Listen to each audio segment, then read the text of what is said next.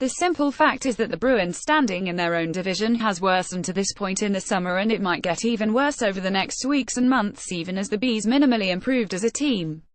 The Bruins are better than they were at the end of the playoffs by virtue of the additions of backup goaltender Yaroslav Halak and defenseman John Moore, and landing a legit top-6 impact winger would make it a more drastic improvement to their roster makeover. Still, there's no denying that the Maple Leafs have pushed closer to Stanley Cup contender status with the addition of free agent superstar John Tavares, and could really get there if they can ever acquire, or develop, a number one defenseman. Regardless of their standing league-wide, the Leafs are clearly much improved from the team that the Bruins barely eked by in 7 games in the first round of the playoffs. More Haggerty, 6 potential Bruins trade targets. Then there's the Tampa Bay Lightning, who dispatched the Bruins in 5 games in the second round and are now getting close to landing Erik Karlsson, which would give them Victor Hedman, Karlsson, Ryan McDonough and Anton Stralman to start with on their back end. That puts them far ahead of a Bruins team they already dispatched if they can pull off the improbable and get Karlsson and make them a legit contender for the term NHL Super Team. The thought of Hedman and Karlsson in the same Tampa decor conjures up memories of Chris Pronger and Scott Niedermayer dominating with the Anaheim Ducks and would immediately vault them into Cup favorites. So, there's a realistic scenario for next where the Bruins could be the 3rd best team in the NHL and still wind up the 3rd best team in the Atlantic Division with their first-round playoff date of doom against the Lightning. So what are the black and gold to do about this? Well, what they should do is rashly try to join the arms race that Tampa and Toronto have escalated this summer. Certainly, Bruins GM Don Sweeney should keep pushing talks forward to acquire a top-6 offensive impact player, whether it's Jeff Skinner, Artemi Panarin or somebody off the beaten path that hasn't been readily discussed. But that's all part of the off-season plan already in place and would include trading chips that the Bees have already reconciled with giving up in the right trade, whether it's Torrey Krug, a prospect such as Anders Bjork, or another high draft pick after dealing their first-rounder last spring. What the Bruins should not do is alter the plan to try and hit a home run trade to match Tavares or Karlsson.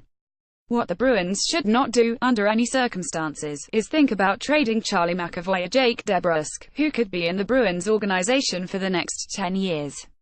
It might even mean, though it would be ideal, not landing their top-6 target ahead of the and instead getting a look at their young players before making an impact move during the more Bruins to Bees moves signal a Krug trade ahead. The Bees don't need a panic move or a reactionary transaction, simply designed to keep up with Toronto and Tampa.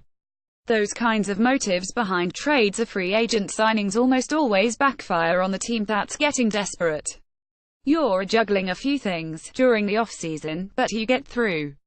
You have contingency plans. All our staff, and I'm grateful for them, everybody worked hard at the open of free agency, and all of the plans and all of the situations we had, the ownership was certainly supportive of what we are trying to accomplish, said Sweeney.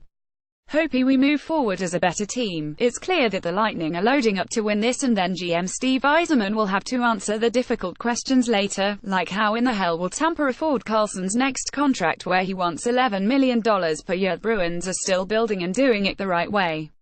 They posted a 112 points while pushing Tampa Bay in the regular, and they got some very valuable postseason experience for their young guys while winning a Game 7. Right now, the Bruins are an intriguing mix of young 20-year-old McAvoy and old Zdeno Chara will be 42 this. That should absolutely be a playoff team and should be one of the contenders in an Eastern Conference that's going to pack some punch next. The structure that Cam Neely and Sweeney are building in Boston could see the Bees consistently competitive for the next 10 years with McAvoy and David Pastrnak leading the way. The Bruins just need to stick to the plan rather than getting overwhelmed by Toronto, Tampa's shock and awe show this summer. By all accounts, that's exactly what the Bruins are doing right now, even as the road has clearly grown more treacherous and difficult for the black and gold next. More Haggerty, Bees got better in free agency, but still short one big move. Sometimes sticking to the plan can grow difficult when all manner of things are happening all around you, but that's exactly what the Bruins should do even as their closest rivals are taking big home run swings. NBC Sports Boston schedule.